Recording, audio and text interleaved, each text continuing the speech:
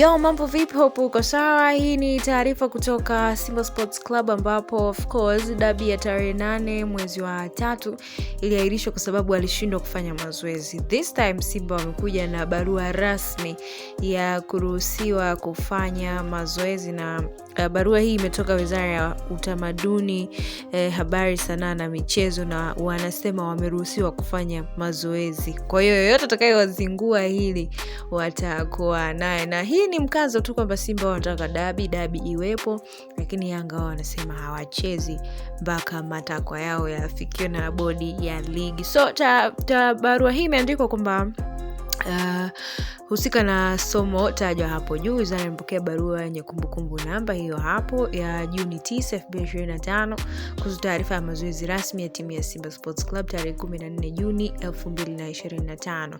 So kwa muktadha huo tunafahamishwa kwamba uwanja upo tayari kwa mchezo huo, na wizara haina kipingamizi na timu kufanya mazoezi ya mwisho kabla ya mechi kwa mujibu wa kanuni. Aidha, wizara inapenda kusisitiza kwamba itaendelea kutoa ushirikiano na viongozi wa vilabu vyote nchini wanaomba kutumia uwanja wa Benjamin Mkapa na vingine vyote vilivyopo chini ya wizara bila ya kukwamishwa kwa namna yoyote matumizi ya viwanja hivyo. Aidha, mnakumbusha kikamilifu kukamilisha taratibu zote za maandalizi ya mechi, ikiwemo kushiriki pre-match meeting ambayo huratibiwa na msimamizi wa ligi kwa mujibu wa taratibu za ligi. Hii ni taarifa ambayo Simba imeitoa mapema tu kwamba itautumia uwanja huo. So Yanga watakuja Jumapili uwanjani au hawatakuja, hiyo yote tutaifahamu. Usisahau kusubscribe.